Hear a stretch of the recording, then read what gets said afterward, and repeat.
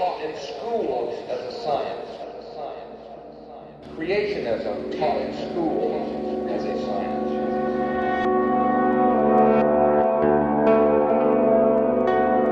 It's not one. You ever notice how people who believe in creationism look really unevolved? For God's sake, I'm not recommending we allow reason to rule our judgments.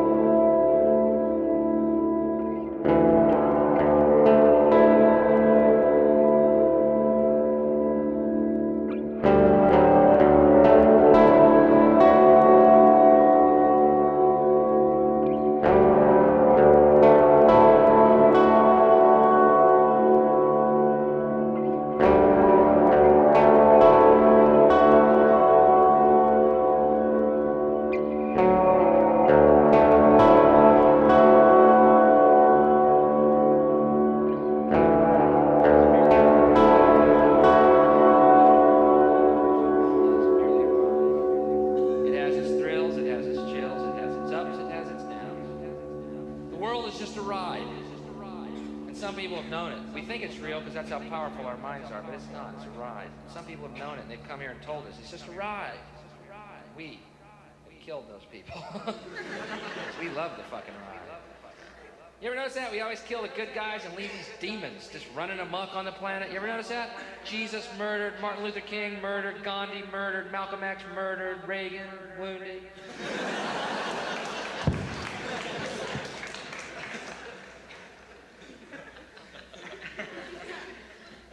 But it's just a ride. And since you know it, and some people are tired of the ups and downs and the thrills and chills and prefer instead the quiet.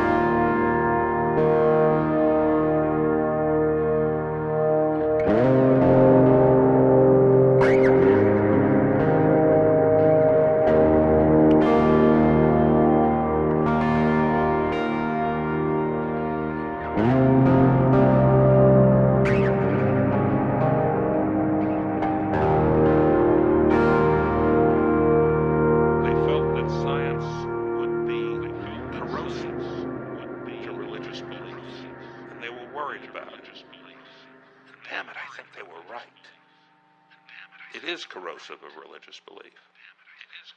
And it's a good thing, too.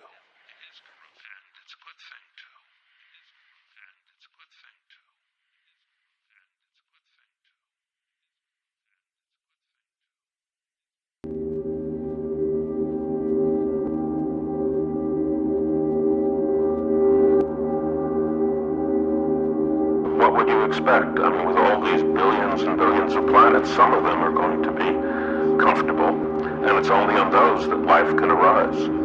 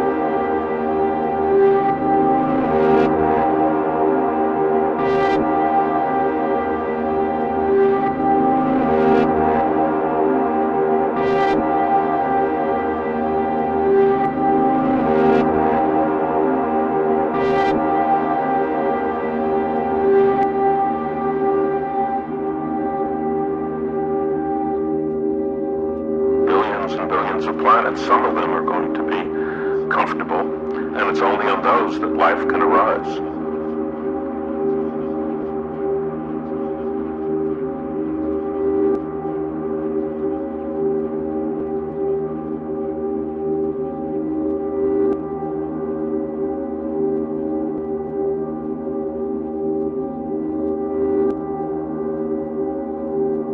They say, so, do you believe in anything?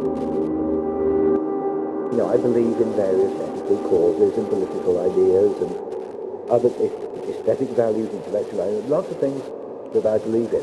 And they say, that's all you believe in. I say, that's all I believe in. Don't you believe in something God-like? You don't believe in the traditional God. Don't you believe there's something there? And I say, no, there's nothing there. And it's very difficult to get across to people. When you're religious, when you're an atheist, you mean you don't believe in anything like that whatsoever. It's not that you think nature is God, or it doesn't have personal qualities, or something like that. You don't believe in anything of that type. Nothing supernatural, nothing miraculous, nothing superstitious, no ghosts, no telepathy, nothing of that kind. That's what it's to do with. It's not that I'm picking on God, somehow, or picking on the Christian God and not believing in him. It's just nothing of that type.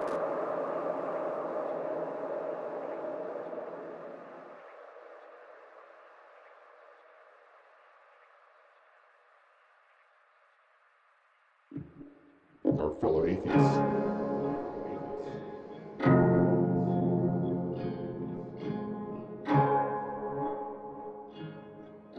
In the end, what is called the burden of proof in the debate does not seem to be met.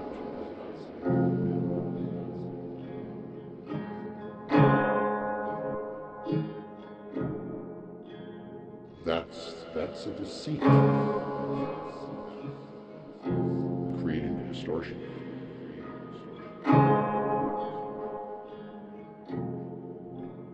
Creating a distortion.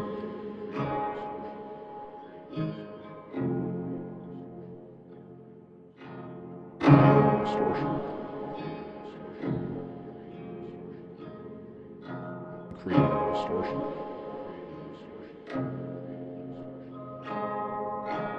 Creating a distortion.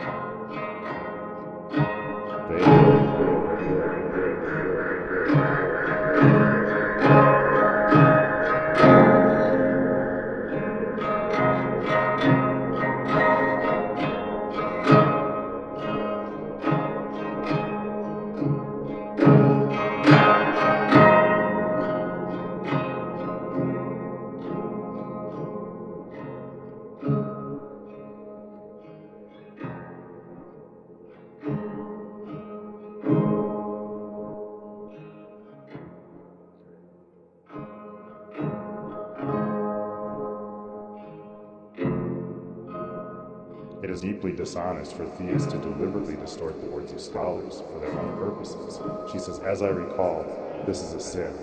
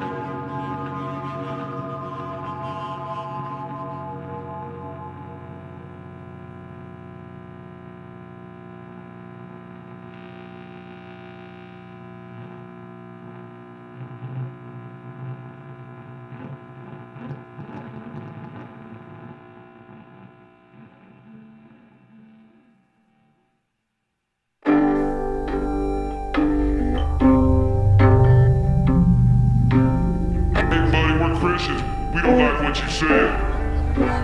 He said, then forgive me.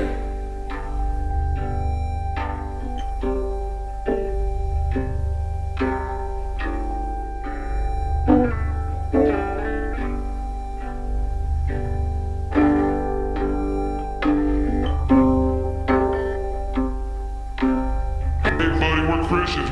We don't like what you said. He said, then forgive me.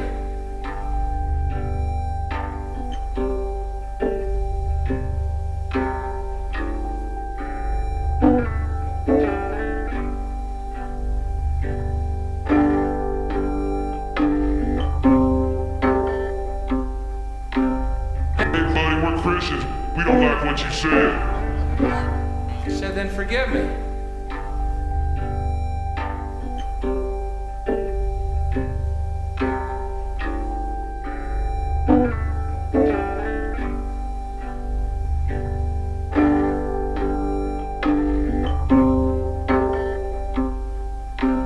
Hey buddy, we're Christians. We don't like what you said.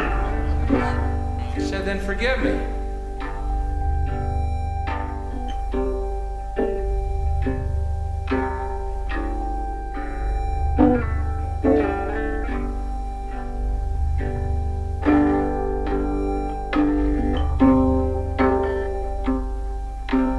Hey buddy, we're Christians. We don't like what you said. He said, then forgive me.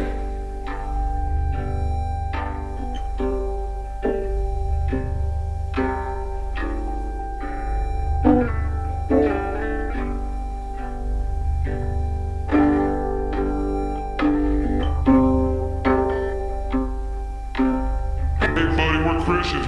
We don't like what you said. He said, then forgive me.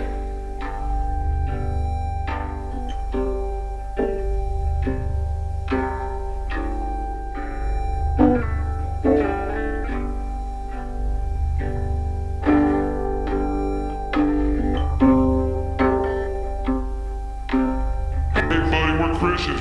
We don't like what you said. He said, then forgive me.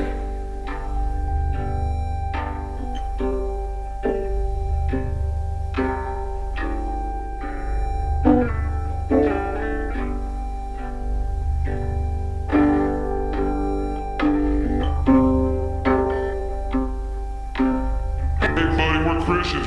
We don't like what you said. He said, then forgive me. Hey buddy, we're Christians. We don't like what you said. He said, then forgive me.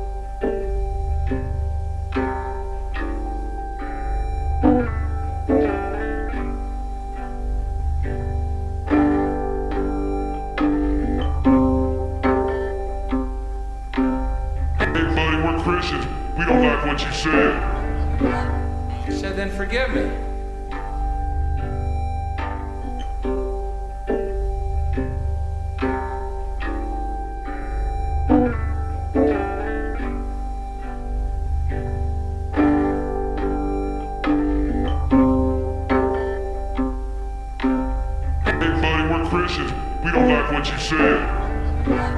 He said, then forgive me. He said, then forgive me.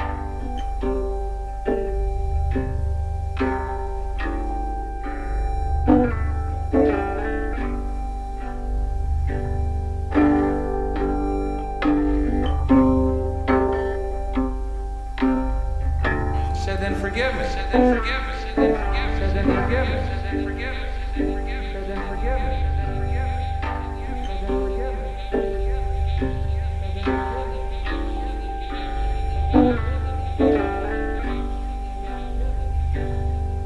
He said, then forgive me. He said, then forgive me. He said, then forgive me. He said, then forgive me. Forgive me. Forgive me. Forgive me.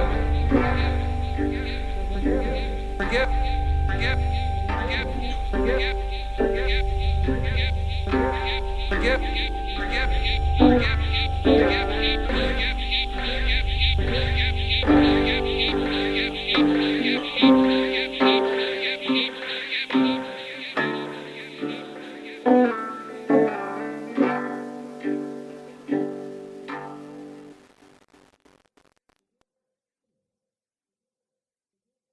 In the bullshit department, a businessman can't hold a candle to a clergyman.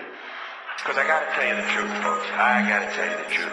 When it comes to bullshit, big time, major league bullshit, you have to stand in awe. In awe of the all-time champion of false promises and exaggerated claims, religion. Religion easily has the greatest bullshit story ever told.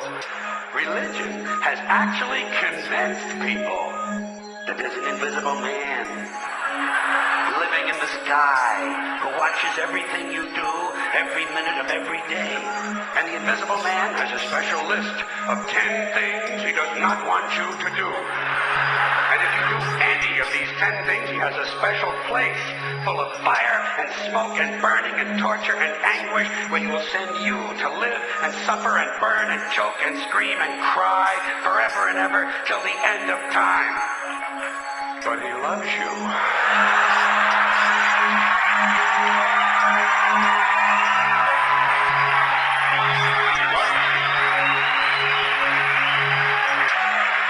He loves you and he needs money. Money. Money. Money. He always needs money. He's all powerful, all perfect, all knowing, and all wise. Somehow, just can't handle money. Religion takes in billions of dollars. They pay no taxes, and they always need a little more. Now, you talk about a good bullshit story. Holy shit.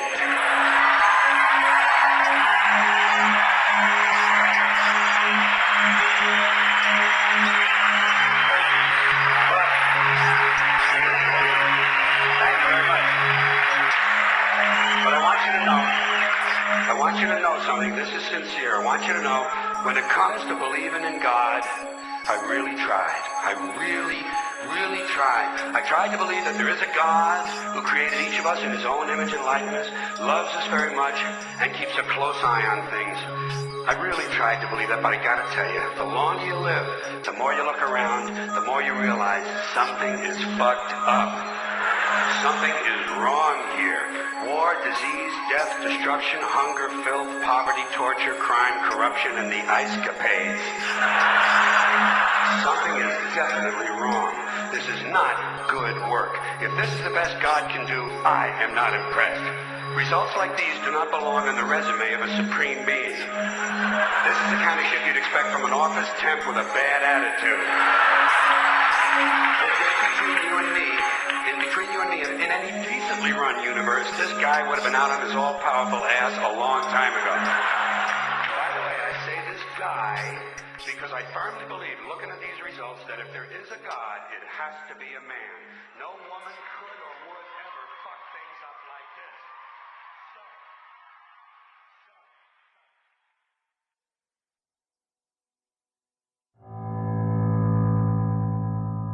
If there is a God, I think most reasonable people might agree that he's at least incompetent and maybe, just maybe, doesn't give a shit.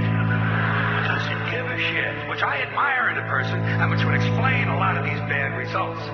So rather than be just another mindless religious robot, mindlessly and aimlessly and blindly believing that all of this is in the hands of some spooky, incompetent father figure who doesn't give a shit, I decided to look around for something else to worship. Something I could really count on. And immediately, I thought of the sun. Happened like that. Overnight, I became a sun worshiper. Well, not overnight. You can't see the sun at night. First thing the next morning, I became a sun worshiper. Several reasons. First of all, I can see the sun, okay? Unlike some other gods I could mention, I can actually see the sun.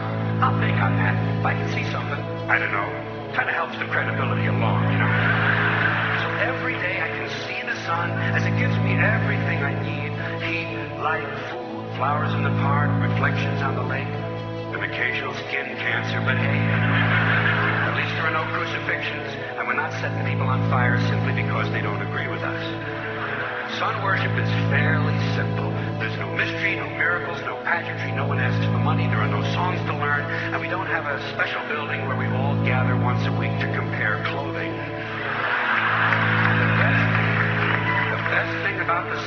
never tells me I'm unworthy.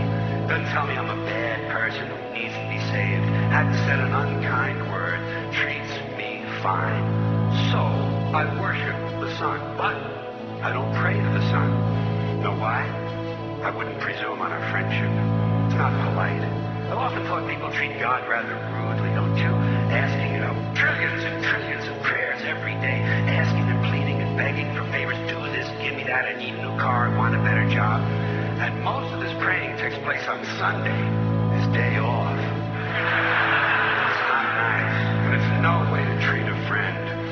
But people do pray, and they pray for a lot of different things. You know, your sister needs an operation on her crotch. Your brother was arrested for defecating in a mall. But most of all, you'd really like to fuck that hot little redhead down at the convenience store. You know, the one with the eye patch and the club foot. Pray for that? I think you'd have to. And I say, fine, pray for anything you want. Pray for anything, but what about the divine plan? Remember that? The divine plan. Long time ago, God made a divine plan. Gave it a lot of thought. Decided it was a good plan. Put it into practice. And for billions and billions of years, the divine plan has been doing just fine. Now you come along and pray for something. Well, suppose the thing you want isn't in God's divine plan. What do you want him to do? Change his plan? Just for you? Does it seem a little arrogant? It's a divine plan. What's the use of being God if every rundown schmuck with a $2 prayer book can come along and fuck up your plan?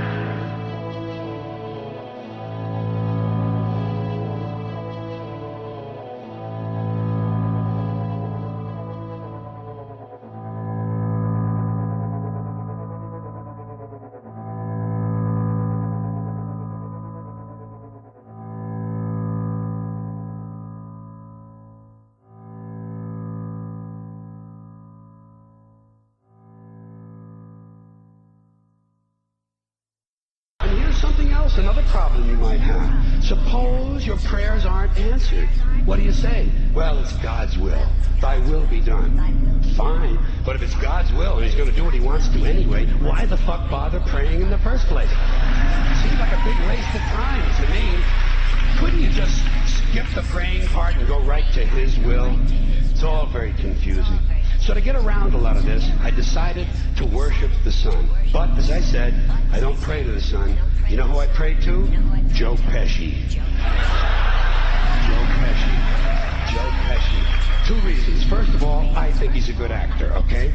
To me, that counts. Second, he looks like a guy who can get things done. Joe Pesci doesn't fuck around. Doesn't fuck around. In fact, Joe Pesci came through on a couple of things that God was having trouble with. For years, I asked God to do something about my noisy neighbor with the barking dog. Joe Pesci straightened that cocksucker out with one visit. It's amazing what you can accomplish with a simple baseball bat. So I've been praying to Joe for about a year now. And I noticed something. I noticed that all the prayers I used to offer to God and all the prayers I now offer to Joe Pesci are being answered at about the same 50% rate. Half the time I get what I want, half the time I don't. Same as God, 50-50. Same as the four-leaf clover and the horseshoe, the wishing well and the rabbit's foot. Same as the mojo man. Same as the voodoo lady who tells you your fortune by squeezing the goat's testicles. It's all the same, 50-50. So just pick your superstition, sit back, make a wish, and enjoy yourself. And for those of you who look to the Bible for moral lessons and literary qualities, I might suggest a couple of other stories for you. You might want to look at The Three Little Pigs. That's a good one. Has a nice, happy ending. I'm sure you'll like that. Then there's Little Red Riding Hood, although it does have that X-rated part where the big bad wolf actually eats the grandmother, which I didn't care for, by the way. And finally, I've often always drawn a great deal of moral comfort from Humpty Dumpty. The part I like the best, all the king's horses and all the king's men couldn't put Humpty Dumpty back together again. That's because there is no Humpty Dumpty and there is no God. None, not one, no God, never was. In fact, I'm gonna put it this way. If there is a God, may he strike this audience dead. See, nothing happened. Nothing happened? Everybody's okay? All right? Tell you what. I'll raise the stakes a little bit. If there is a God, may he strike me dead. See? Nothing happened. Oh, wait. Got a little cramp in my leg. And my balls hurt. Plus, I'm blind.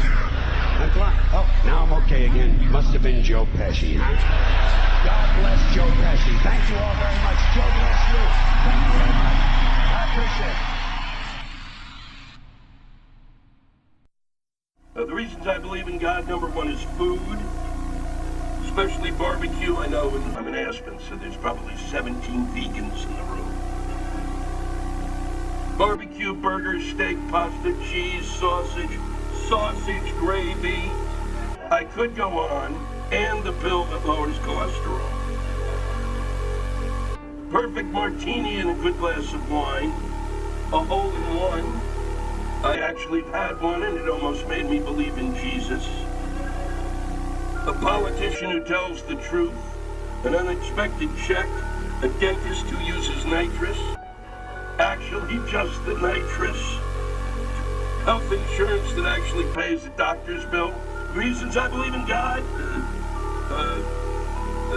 The female breast of any size or shape, and they are not only all perfect, they are also a milk delivery system.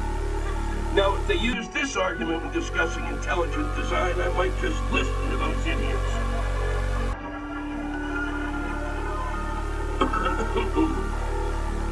The reasons I don't believe in God: ticks,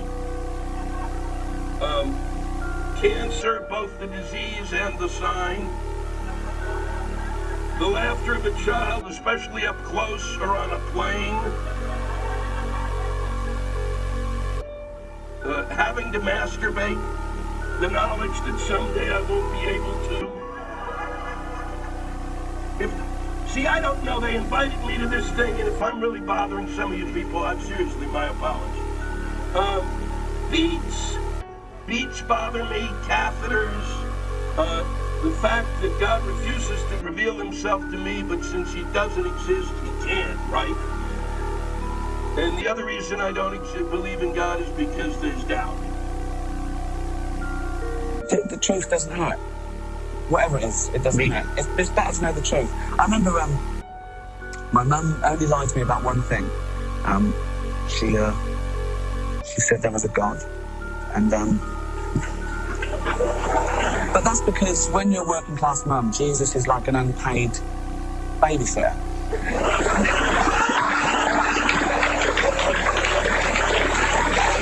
Do you know what I mean?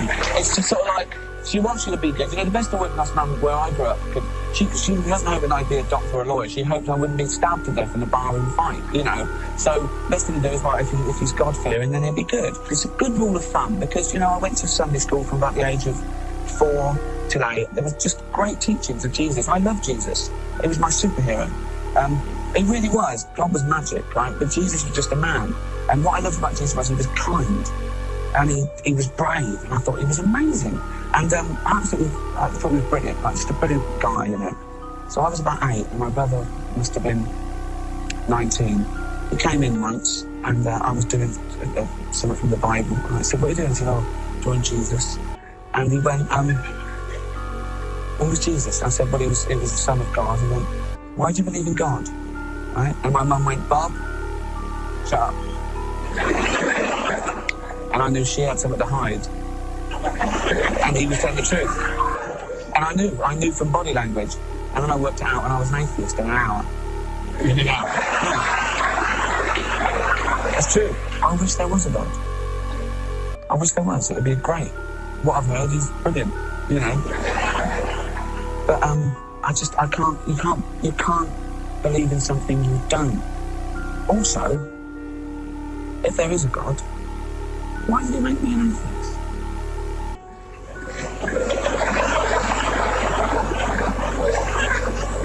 That was his first mistake.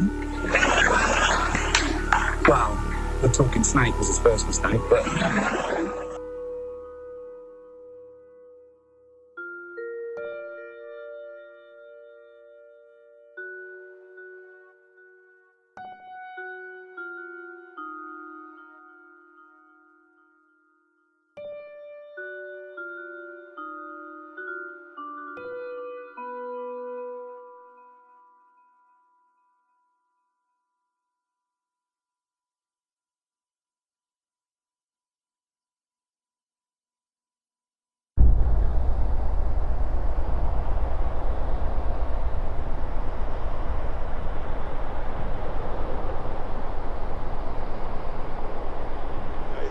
also commonly imagine that atheists think there is nothing beyond human life and human understanding.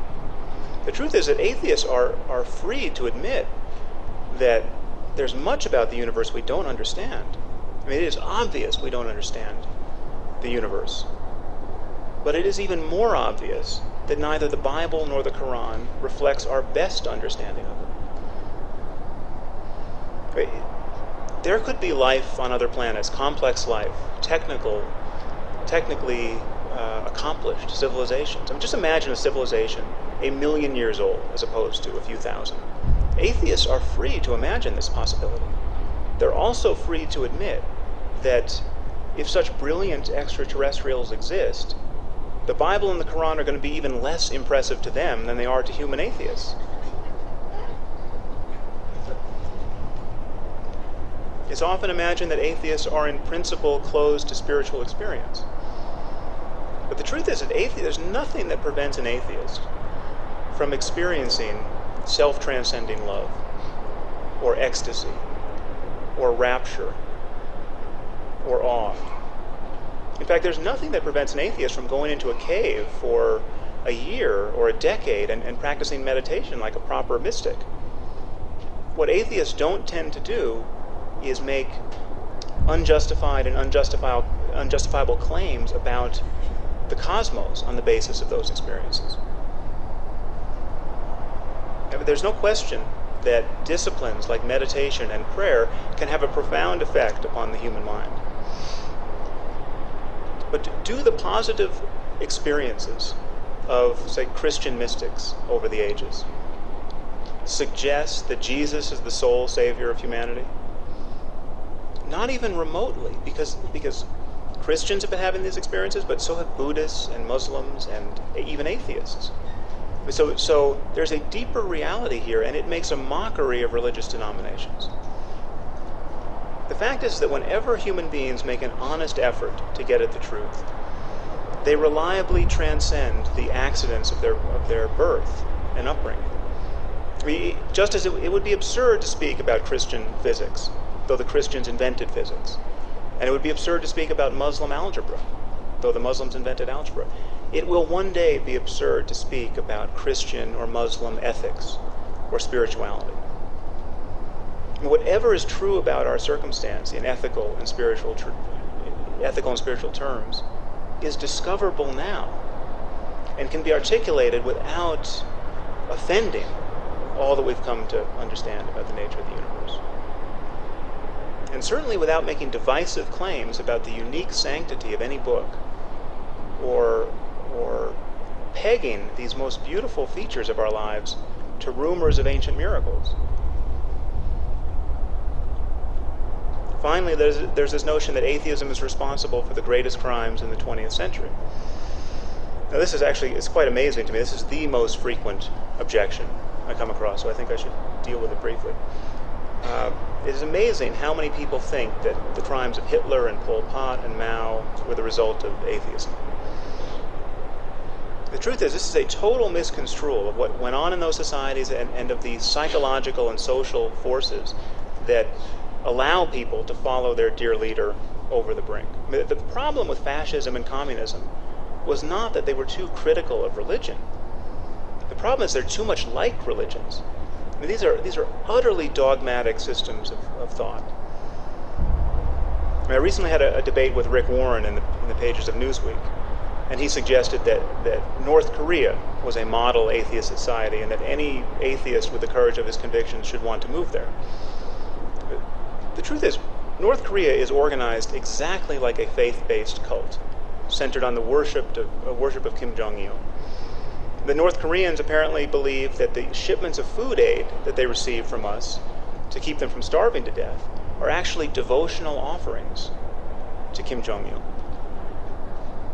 Is too little faith really the problem with North Korea? Is too much skeptical inquiry what is wrong here? Auschwitz, the Gulag, and the killing fields are not the product of atheism. They're the product of other dogmas run amok. Nationalism, political dogma. Hitler did not engineer a genocide in Europe because of atheism. In fact, Hitler doesn't even appear to have been an atheist. He regularly invoked Jesus in his speeches. But that's beside the point. He did it on the basis of other beliefs, dogmas about Jews and the purity of German blood.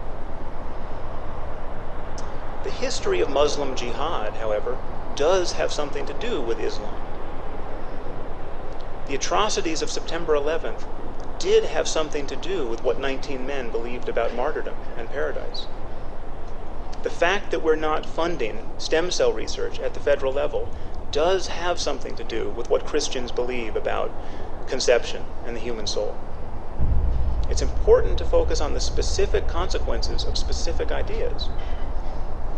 So I want to make it very clear that I am not holding religion responsible for every bad thing that a religious person has done in human history, to be balanced against all the bad things that atheists have done. I'm only holding religion responsible for what people do and will continue to do explicitly for religious reasons.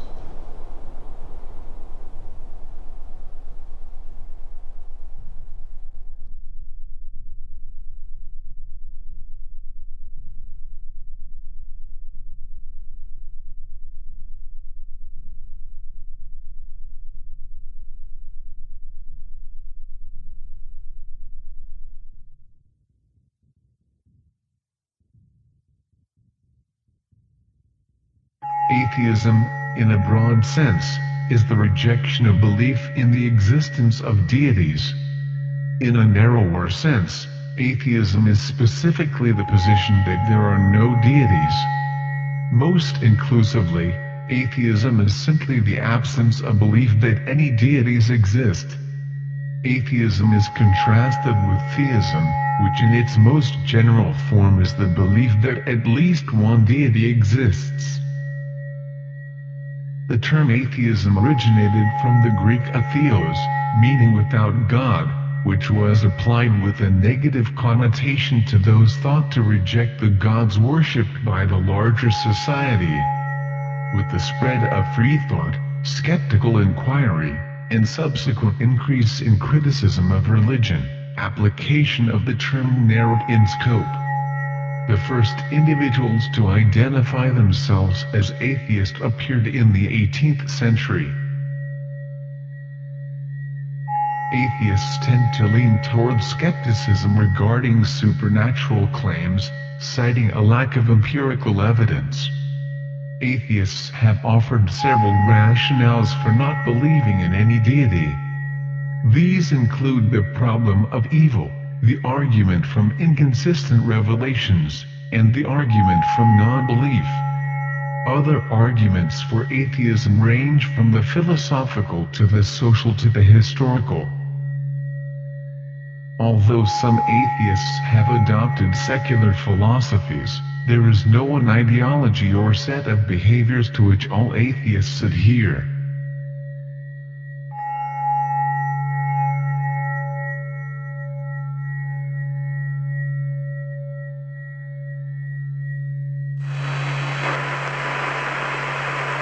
It's one small step for man,